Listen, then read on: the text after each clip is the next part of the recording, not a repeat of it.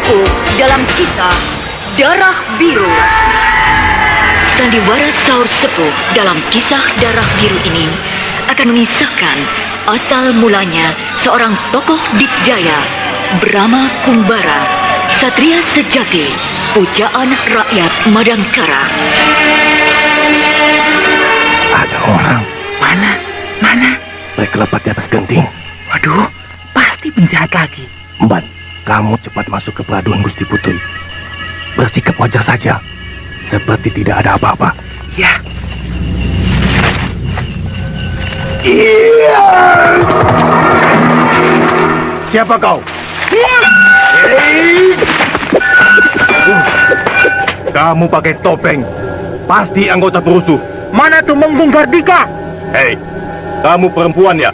Mana Tumenggung Gebrat itu? Mau apa cari beliau? Aku ingin kepalanya. Sebelum kamu bisa menyentuhnya, langkahi dulu mayat Hulu Bolang, kepala regu pengawal keraton ini. Tetebah. Serangannya sangat ganas. Perempuan ini tenaganya kuat sekali. Pedangnya membentuk pedangku dengan telak. Tanganku sampai kesemutan. Aduh, sialan. Pinggangku kena. Gawat. Dia bukan lawanku. Aku harus panggil anak buahku. Hulu Bolang pengecut. Kamu panggil anak buahmu ya?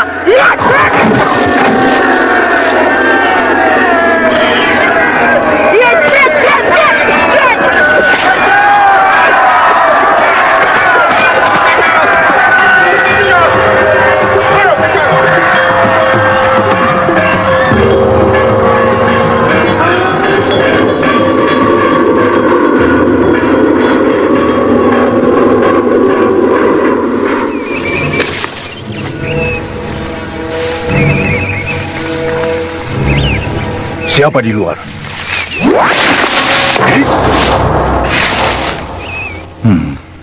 Tamu tidak sopan.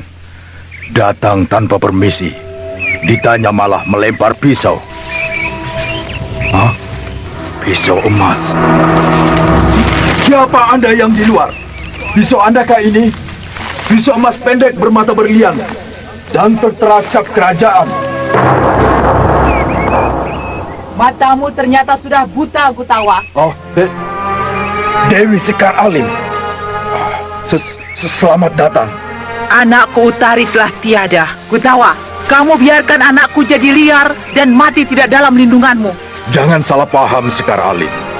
Utari benci padaku, lalu memilih bergabung dengan Gatawa Ringkas, yang akhirnya pun tewas. Lalu bagaimana halnya dengan pedang merah? Apa usahamu untuk menyelamatkan pedang itu yang sudah jatuh ke tangan musuh? Dari dulu aku tidak tertarik pada pedang merah. Demikian pula halnya dengan suamimu, Panglima Bernawa. Tapi bagiku sangat berarti. Ingat, Sekar Alim, saat ini ada tugas yang lebih besar dan penting, yaitu perjuangan membebaskan negeri kita. Jadi kuharap kesampingkan dulu persoalan pedang merah itu. Mentang-mentang kamu jadi pemimpin perjuangan, kamu makin gagah dan aku makin tua, lalu kamu tak mau menolongku lagi. Bukan begitu, Sekar. Dasar mata keranjang. Dulu kamu merengek-rengek, mengemis cinta padaku. Sekarang, setelah aku jadi tua dan jelek, kamu masa bodoh terhadapku. Buaya kau. Jangan mengungkit masa lalu, Sekar Alim. Aku bukan lelaki mata keranjang. Seumur hidupku, aku hanya mencintaimu. Buktinya, sampai sekarang aku tidak kawin. Tapi kamu pilih kawin dengan Panglima Bernawa karena pangkatnya lebih tinggi dariku, yang cuma senopati. Karena kamu tidak tegas. Kalau didesak untuk kawin, selalu mengulur-ulur waktu. Tapi itu bukan alasan. Kalau benar kamu mencintaiku, harusnya setia menunggu. Sudah, cukup. Selamat berjuang, Gutawa. Mau kemana? Di sini saja. Kamu bekas istri seorang panglima, sangat dibutuhkan oleh para pejuang. Wibawamu akan dapat memperkokoh tekad mereka dan sekaligus menambah semangat para pejuang. Mereka adalah milikmu, bukan milikku. Tidak, Sekar. Mereka milik kita semua. Tidak, Gutawa. Pimpinlah mereka. Dan biarkan aku menghabiskan masa tuaku di Gunung Lungsur. Aku membuka padepokan di sana. Tapi sebelum pulang, aku ingin bertemu dengan Brahma. Brahma sedang ada di kampung Jampari. Mungkin besok dia akan ke sini.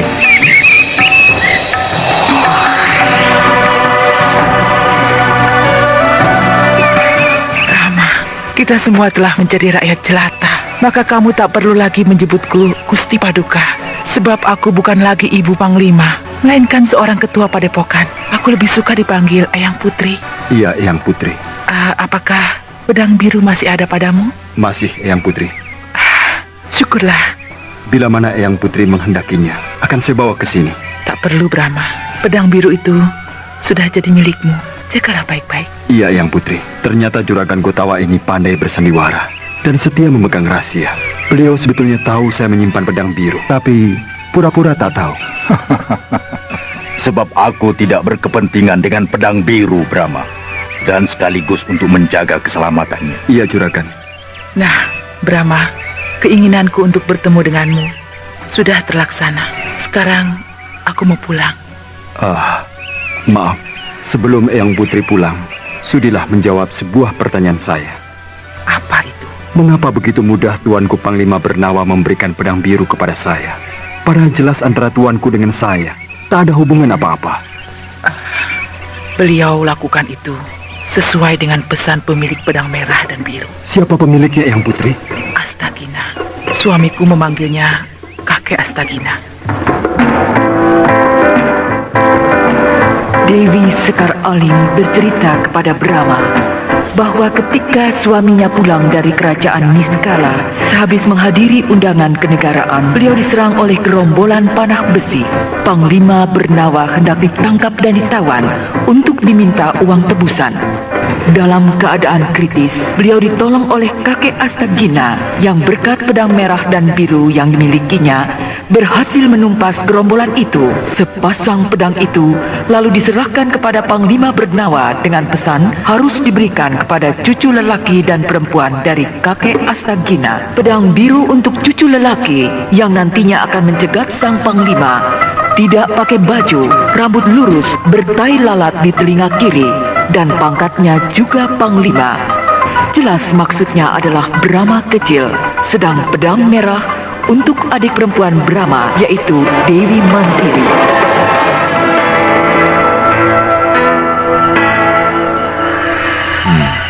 Tiga malam kemarin berturut-turut udara terasa dingin, tapi malam ini hangat, udara terasa nyaman. Benar, Kanda Tumenggung. Pada malam-malam yang lalu, saya selalu memakai baju hangat.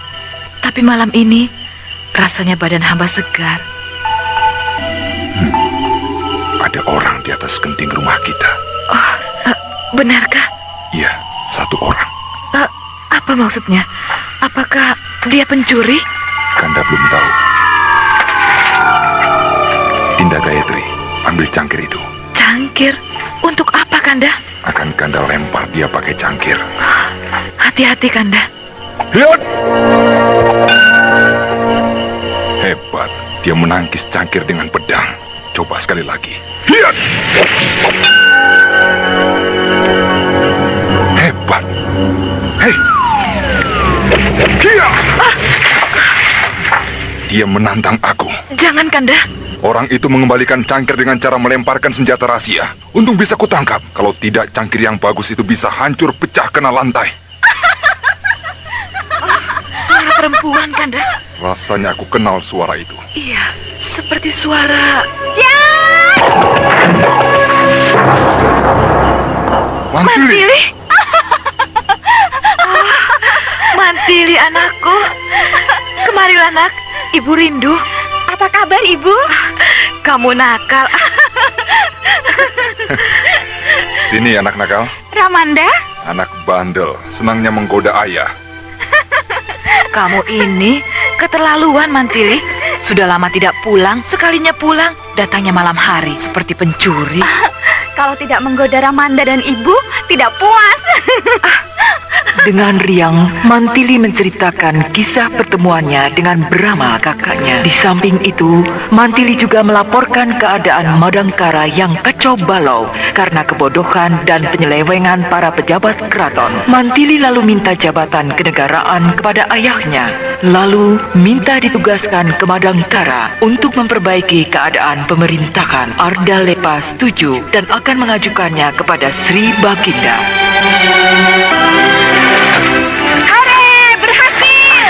Mantili, bikin ibu kaget. Berhasil, Bu. Sri Baginda dengan senang hati akan memberi saya jabatan. Betul, Kanda? Ya, karena terdorong oleh rasa kasih beliau pada Mantili.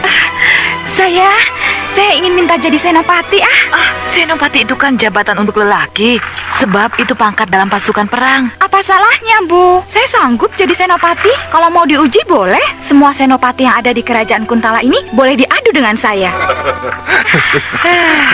Punya anak perempuan, kok seperti laki-laki, galak dan garang. Ibu jadi khawatir kalau kamu bakal sering bentrok dengan orang. Saya tidak takut sama siapa saja. Apalagi sekarang, ada Kakang Dama, 1000 senopati, sekali sabet tumbang semua. Mentang-mentang punya kakak, kamu jadi lebih berani. Daulat Kanjeng Tumenggung. Raden Samba. Kemarilah, Raden. Daulat Kanjeng Tumenggung. Prasta Samba menghaturkan sembah. Sembahmu saya terima. Daulat Kanjeng Tumenggung. Bagaimana hasil muhibah Raden ke Kadipaten Rangkum? Berkat doa Kanjeng, kemelut di Kadipaten Rangkum berhasil saya atasi. Bagus, Raden. Daulat Kanjeng. Nah, Raden, inilah putri saya, Dewi Mantili, yang pernah saya ceritakan dulu kepada Raden. Selamat datang di Kuntala. Saya gembira dapat berkenalan dengan Kanjeng Putri Dewi Mantili. Terima kasih, Raden. Mantili, ini Raden Prasta Samba, biasa dipanggil Raden Samba, putra Pangeran Garna dari Kerajaan Sanggam. Baru 4 bulan ditugaskan di sini. Senang sekali dapat berjumpa dengan Paduka Raden. Terima kasih, Kanjeng Putri. Jadi kapan Adipati Rangkum akan berkunjung ke sini, Raden? Bila tidak ada aral melintang dalam 3 hari ini. Bagus, bagus. Daulat Kanjeng Tumenggung. Saya mohon diri untuk mengatur pasukan pengawal yang menyertai saya ke Kadipaten Rangkum. Silakan, Raden.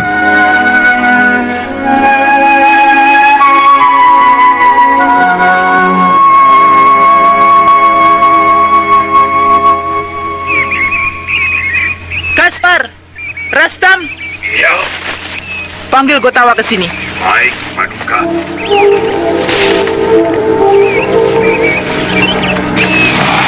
Aku jadi bingung. Siapa sih sebenarnya yang jadi pemimpin? Ya, Juragan Gotawa. Tapi Dewi Sekar Alim itu seenaknya saja. Sering memberi perintah pada kita. Dan caranya memanggil Juragan Gotawa tidak sopan sedikit pun. Gotawa, itu saja. Tak pakai juragan. Iya benar, mentang-mentang bekas istri Panglima Bernawa. Iya. Ayo cepat kita cari Juragan Gotawa. Iya. Ntar keburu dimarahi. Iya, kita. ayo.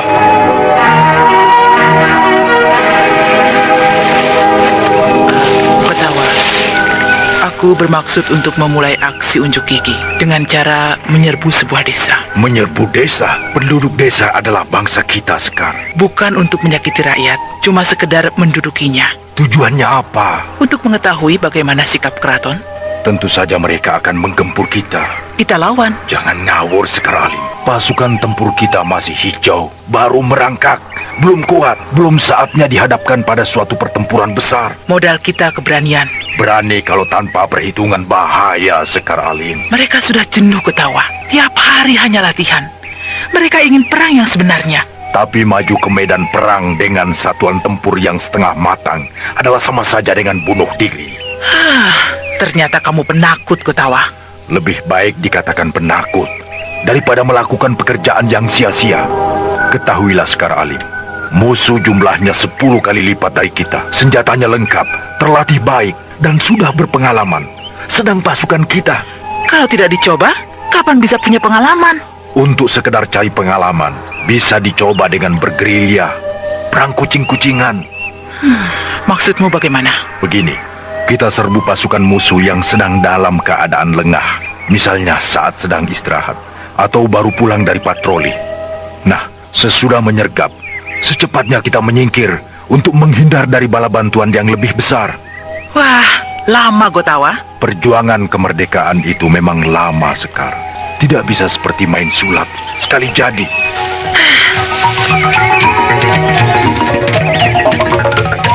Siasat perang gerilya jadi dilaksanakan oleh Juragan Gotawa dan hasilnya memang memuaskan.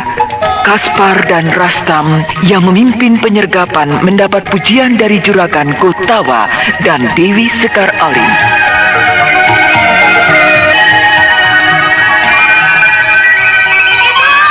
Ibu!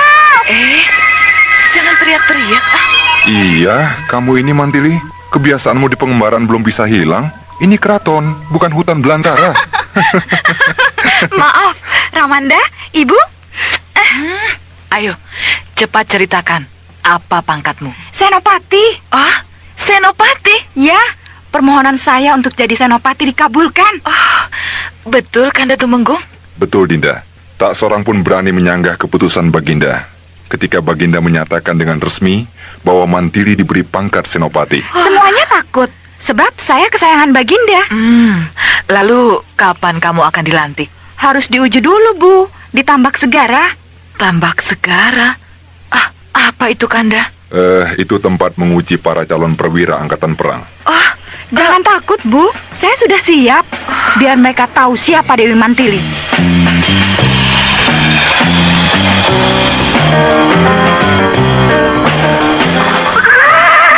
Ya. Bagus, bagus. Sungguh tangkas, Tuan Putri. Raden Samba? Pandai sekali Tuan Putri menunggang kuda. Sedang latihan saja, Raden. Saya mengucapkan selamat dan turut gembira. Tuan Putri diangkat menjadi senopati. Terima kasih, Raden. Oh iya, hendak kemana Tuan Putri? Sehingga pakai pelanak kuda berlapis besi. Besok saya akan ke Tambak Segara. Ada baiknya Tuan Putri berhati-hati. Sebab saya dengar Tambak Segara merupakan tahap ujian yang paling berat dan berbahaya. Sudahkah Raden mengalaminya? Belum. Saya bukan perwira angkatan perang. Jangankan disuruh mengayunkan pedang, memegangnya saja saya tidak bisa. Raden merendahkan diri. Sungguh Tuan Putri, saya hanya bisa sedikit menulis. Itulah makanya saya ditugaskan di bagian perbekalan. Maaf, saya telah mengganggu acara latihan Tuan Putri. Saya harus kembali ke tempat tugas. Saya berdoa semoga Tuan Putri lulus dalam ujian. Terima kasih, Raden.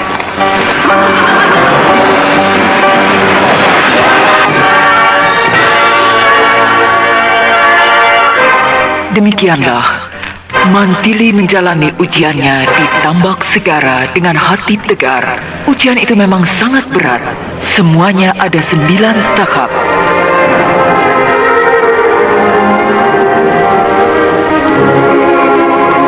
Tumenggung Ardalepa hanya mampu sampai ke tahap 6 saja. Maka beliau hanya mendapat pangkat petinggi. Sedangkan Panglima Arya Rongkah berhasil sampai ke tahap 8 dan hanya beliau sendiri yang mampu mencapai tahap itu.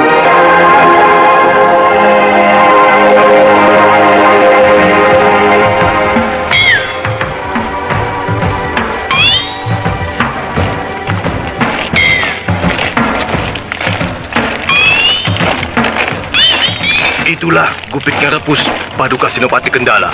Suruh pasukan berhenti. Pasukan berhenti! Berhenti!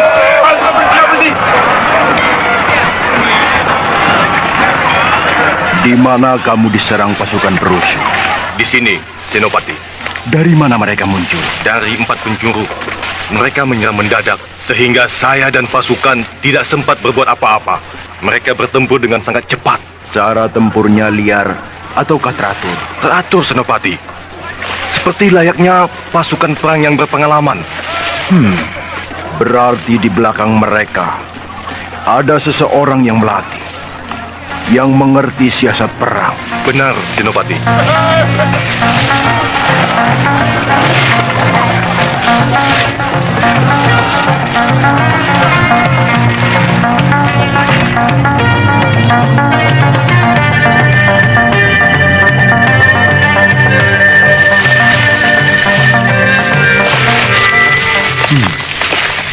pasukan keraton itu tidak menuju ke Bukit Kelabang, tapi membelok ke arah Gubit Kerebus. Mau apa mereka? Paling aman, aku harus melakukan pengintaian dari angkasa, sekaligus mengacaukan perhatian mereka. Iya, aku harus memanggil sahabatku yang perkasa, burung Raja Wali raksasa.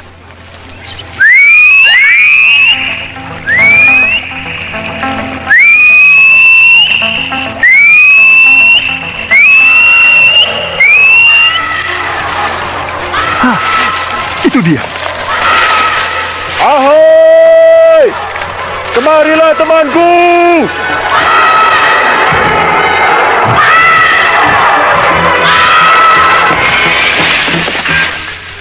Apa kabar sahabatku? Syukurlah, kamu dalam keadaan sehat walafiat. Sahabat, antarlah aku.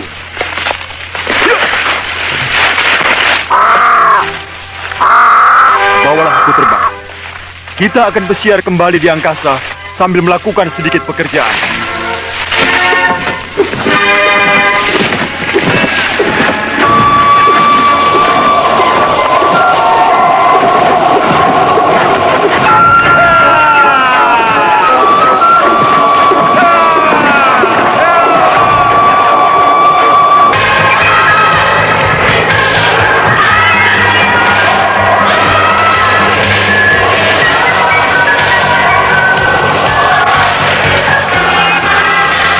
Dengan naik Raja Wali raksasa, Brahma mengawasi gerakan Pasenopati Kendala yang sekarang melacak pasukan gerilya bergerak ke timur, berarti menuju ke Bukit Kelabang dan nekat masuk ke dalam hutan belantara.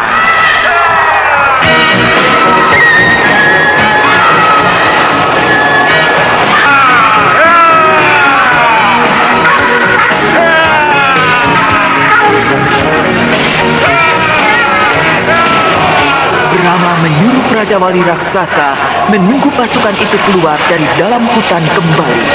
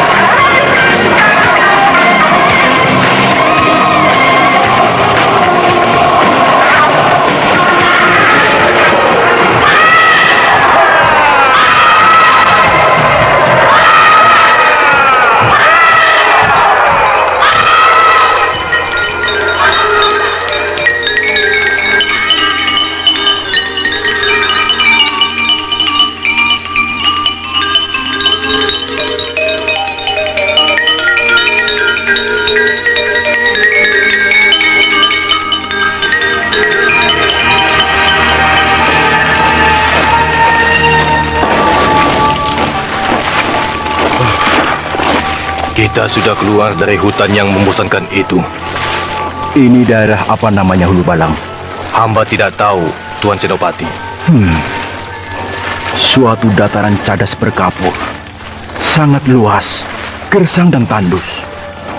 Udara terasa panas. Kita terus saja, Tuan Senopati. Terus, Siaga. Pasukan! Maju! Maju! Maju!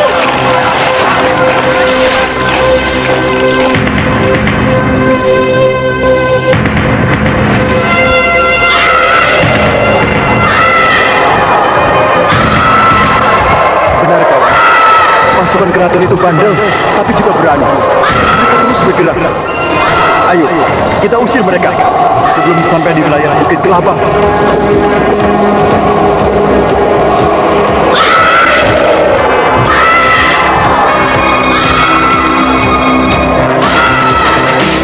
Hah?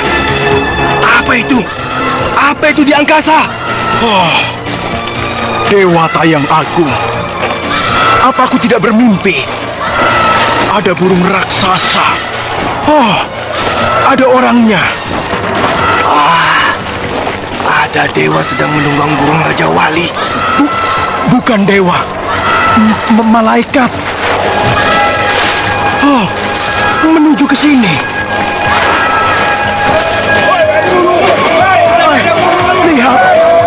Penunggang Raja Wali itu mengeluarkan sinar dari tangannya. Oh, panas!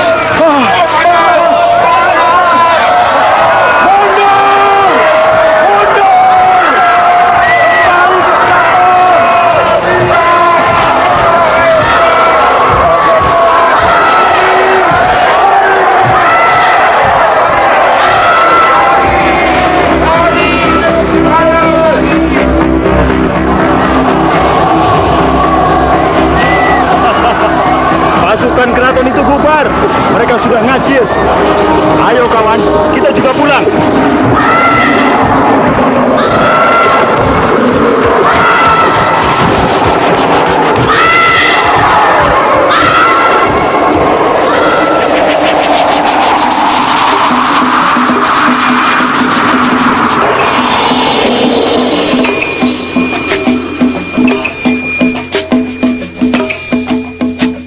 Sementara itu, dalam ujian di Tambak Segara, Mantili sanggup bertahan sampai tahap 8.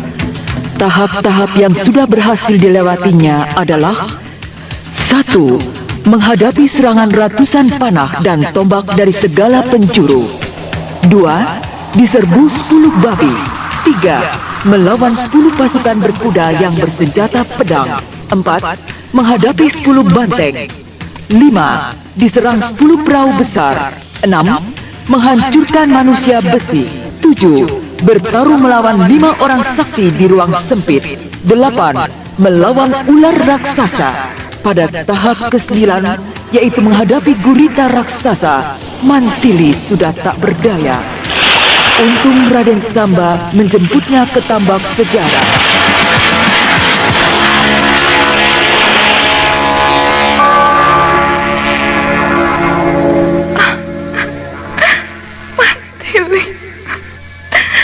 Mantili, anakku. Dia cuma pingsan, Dinda. Tapi tubuhnya rusak, Kanda. Iya, wajahnya babak belur, tubuhnya luka-luka. Tapi tidak luka dalam, jadi bisa lekas sembuh. Mantili, kamu terlalu berani.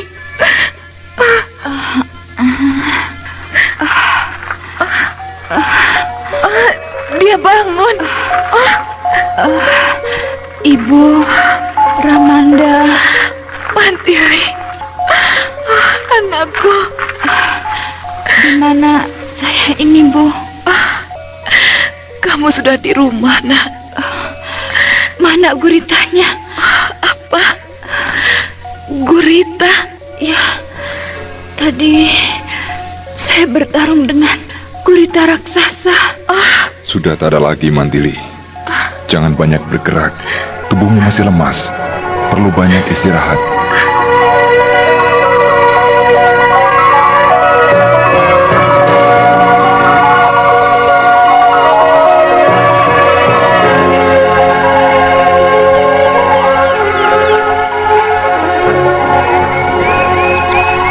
Jadi, Raden yang membawa saya dari Tambak Segara ke rumah. Benar, Tuan Putri. Kenapa Raden lakukan itu? Apakah waktu itu Raden kebetulan ada di sana? Saya khusus menunggu Putri di gardu jaga, tak jauh dari pintu gerbang Tambak Segara. Kenapa Raden bersusah payah menguntit saya? Saya khawatir akan keselamatan Tuan Putri. Saya betul-betul merasa cemas. Kenapa cemas? Saya cuma cemas saja begitu. Raden Samba, saya telah gagal menyelesaikan tahap ke-9. Oh, itu sudah luar biasa, Tuan Putri. Sampai tahap ke-7 atau ke-8 saja sudah berarti melebihi persyaratan untuk jadi senopati. Kehebatan Tuan Putri telah menjadi buah bibir di kalangan perwira angkatan perang dan juga di kalangan para pejabat tinggi.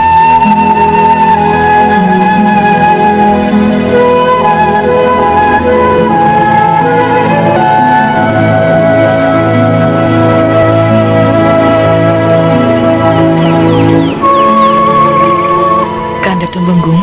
Ya, Dinda. Ada apa? Mantili kemana? Oh, itu. Sedang ngobrol dengan Raden Samba di ruang depan. Nampaknya mereka semakin akrab. Iya. Keakraban mereka malah sudah jadi guncingan di keraton, Kanda. Ya, biarlah, asal kunjingan yang baik. Kanda tampaknya menyetujui hubungan mereka.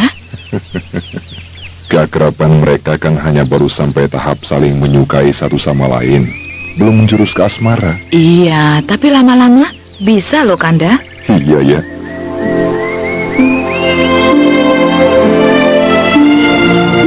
Ya, antara Mantili dengan Raden Samba memang telah terjalin hubungan asmara. Oleh karena itulah, ketika permohonan Mantili untuk ditugaskan ke Madangkara ditolak, maka Raden Samba mohon pindah ke Madangkara dengan alasan untuk mengembangkan bakatnya dalam ilmu gambar. Dengan demikian, nantinya Mantili tak akan dapat kesulitan kalau mohon pindah ke Madangkara karena dianggap ingin menyusul kekasihnya.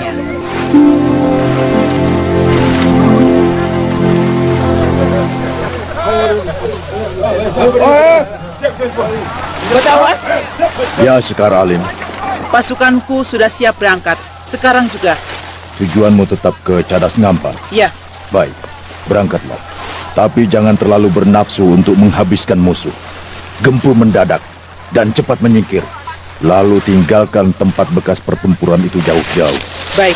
Nah, silakan. Pasukan! Maju!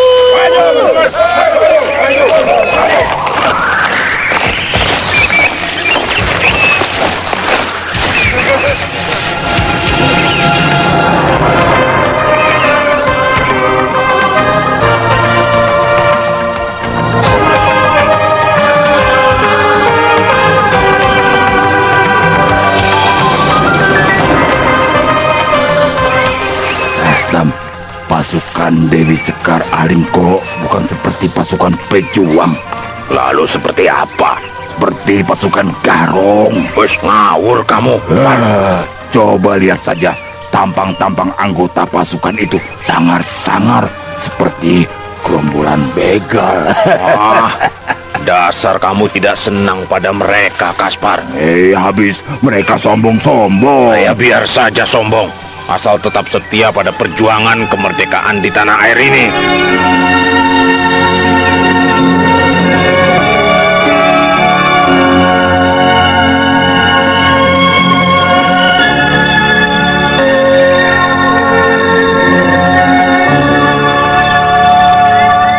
Dinda Gayatri, Mantili mana?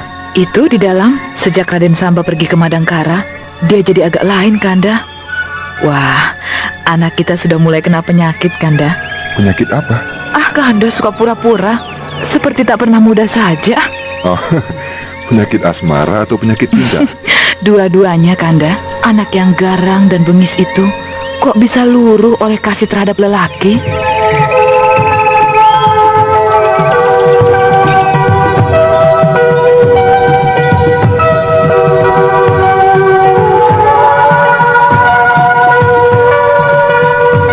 Raden Samba telah sampai di Madangkara dan mengunjungi rumah Pak Arum untuk menyampaikan titipan hadiah-hadiah dari Gayatri. Kemudian dia khusus menemui Brahma.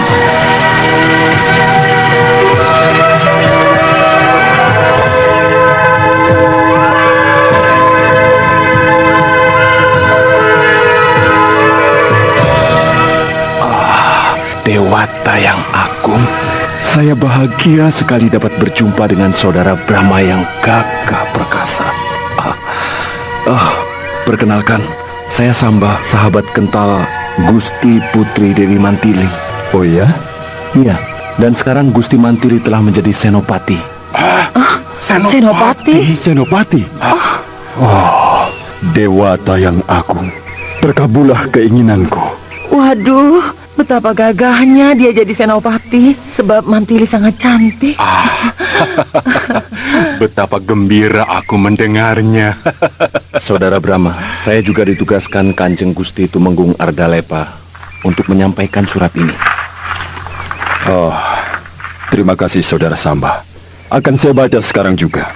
Bagus, sebab dapat disaksikan oleh Bapak dan Ibu Arum pula.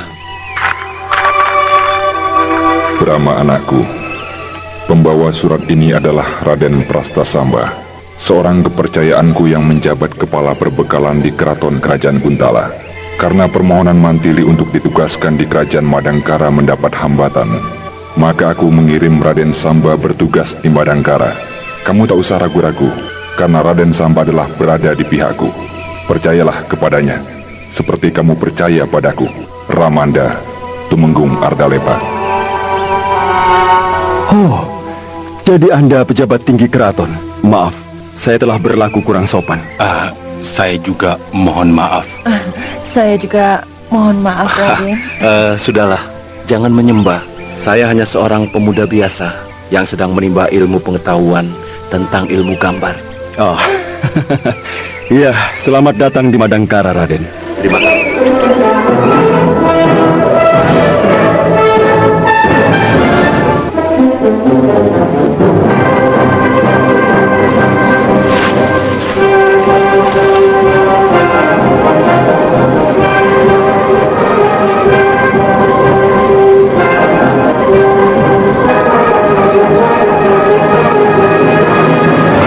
Daulat Senopati Kendala, hamba cemas karena Regu 3 pasukan patroli belum kembali. Harusnya kemarin pagi sudah kembali. Kemana mereka? Ke daerah Cadas Ngampar. Hamba khawatir, jangan-jangan mereka dihadang gerombolan perusuh seperti tempo hari. Baik, siapkan pasukan. Kita segera berangkat ke Cadas Ngampar. Siaga.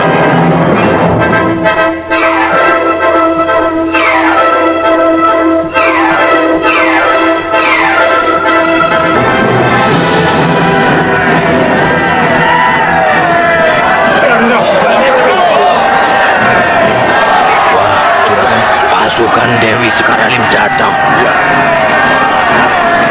Aduh, benar mereka. Wah, itu lihat. Dewi Sekaralim berjalan paling depan. Langkahnya hebat benar.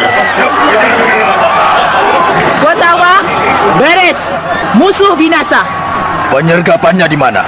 Cadas Ngampar. Sesuai dengan rencana. Bagus.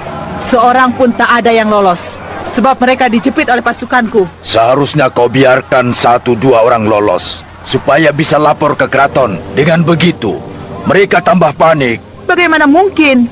Mereka pasukan berani mati keraton. Meski tinggal 1, tetap saja ngamuk. Pantang menyerah ataupun lari. Terpaksa kami bunuh. Oh iya. Selesai menyergap, langsung kami menyingkir. Dan tak lupa menghapus jejak. Bagus. Silakan istirahat sekarang. Pasukan! Bubar!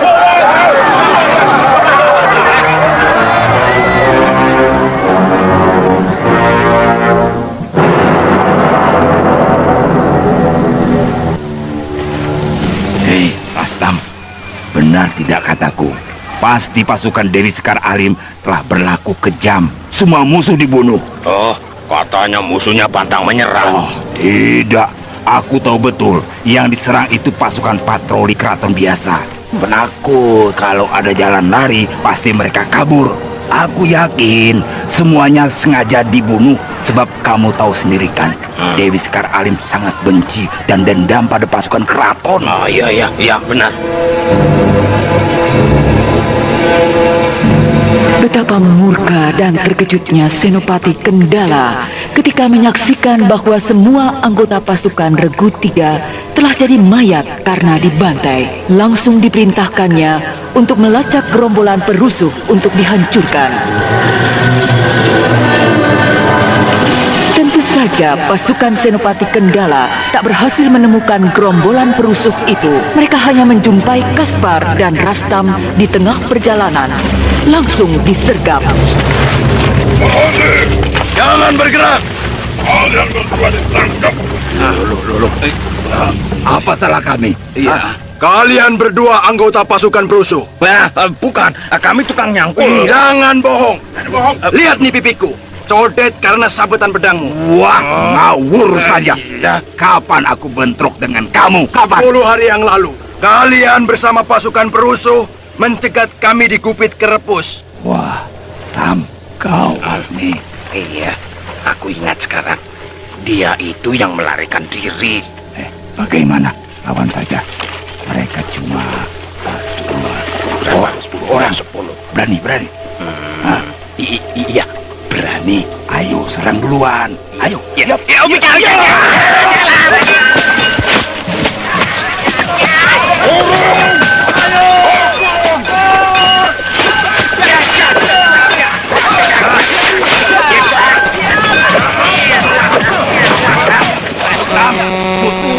Terlalu banyak kamu. Gimana? Gunakan baku besi. Iya, rondong mereka dengan senjata rahasia. Ayo.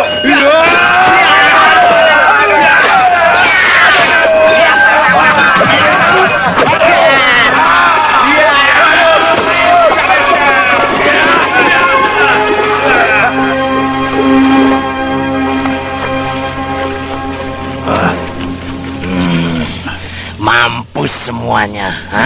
10 orang. 10 orang. 13 orang.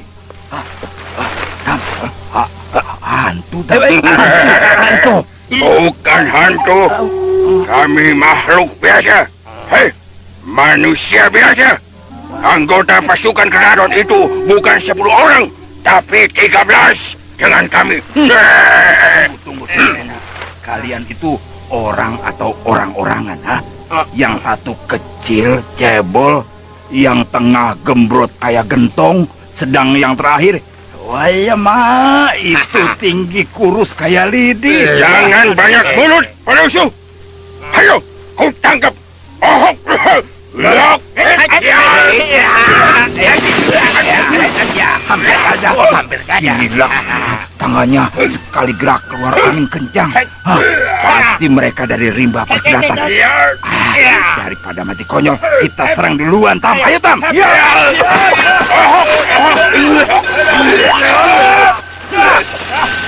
Aduh, pedangku lepas. Aduh, ayo, pedangku juga terpental.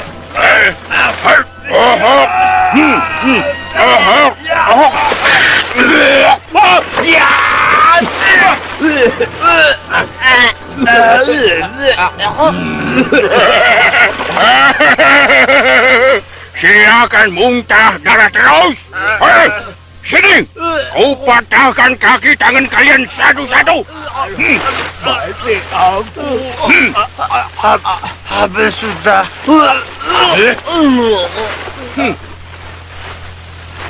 Hei, siapa kau? Hei, manusia yang belum jadi. Kenapa kalian membantu pasukan keraton? Karena uang. Bah, kutumpas kalian. Ayo, maju semuanya.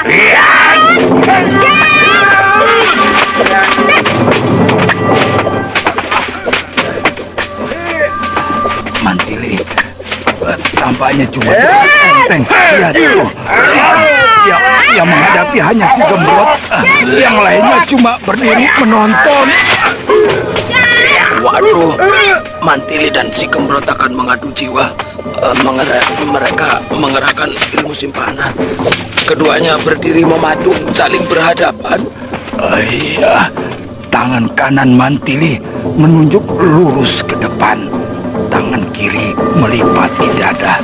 Sedang si Gembrot jongkok seperti kodok.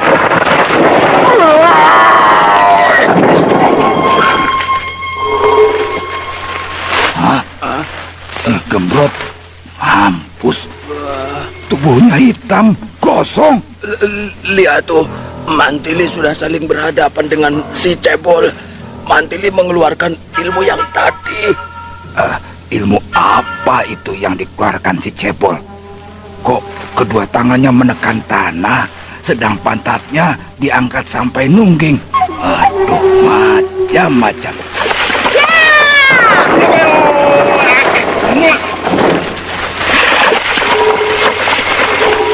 Lihat, si Cebol terpelanting, tapi tidak mati. Wah, kuat benar. 3 kali jungkir balik kok tidak apa-apa. Tuh, lihat, Mantili marah. Pasti si Cebol bakal dihajar lagi.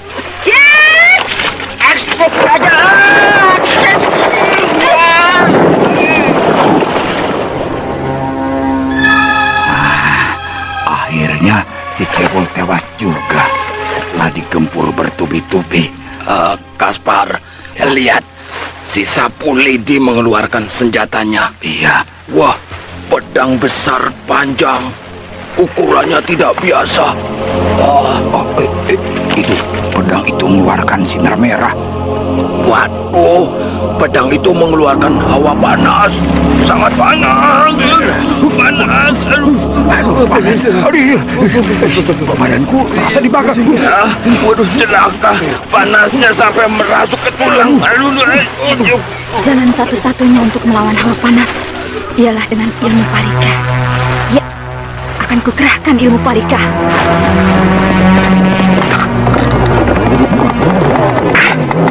Aneh, kenapa tubuh gadis itu jadi basah? Basah kuyup, padahal tidak ada hujan. Nah, hawa panas itu berkurang. Aneh, tidak hujan, tidak nyebur ke sungai. Kok bisa basah kuyup? Aku sudah tidak merasa panas lagi. Si Sapu Lidi sedang lengah karena terpesona oleh ilmu Parika. Saat yang tepat untuk menyerang. Pedangku! Pedangku! Nih, ambil pedangmu!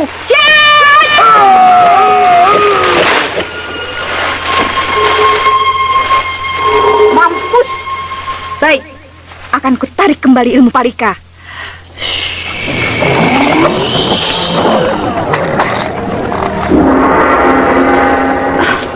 Panas. Pedang ini terasa panas lagi. Baik, akan kumasukkan ke dalam sarungnya biar tidak bikin panas. Mantili yang kebetulan sedang menuju ke kampung Jamparing berhasil merampas pedang sakti dari tangan si Sapu Lidi. Dari Brahmalah dia baru tahu bahwa itu sebenarnya pedang merah. Kemudian, agar lebih tahu tentang rahasia pedang merah dan biru, mereka menemui Dewi Sekar Alim. Dewi Sekar Alim minta kepada Brahma dan Mantili agar mau melaksanakan pesan kakek Astagina, yaitu mengadu kedua pedang pusaka itu untuk mengungkap rahasia yang terkandung di dalamnya.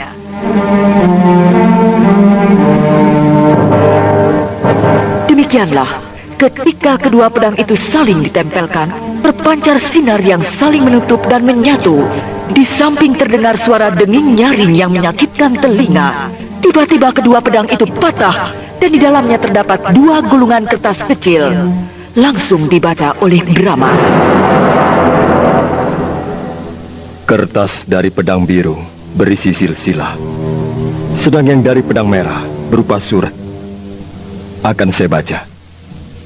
Silsilah Raja-Raja Kerajaan Madangkara. Raja ke-1 bergelar Sri Baginda Maharaja Dali Tanggara. Berputra seorang bernama Sendarin.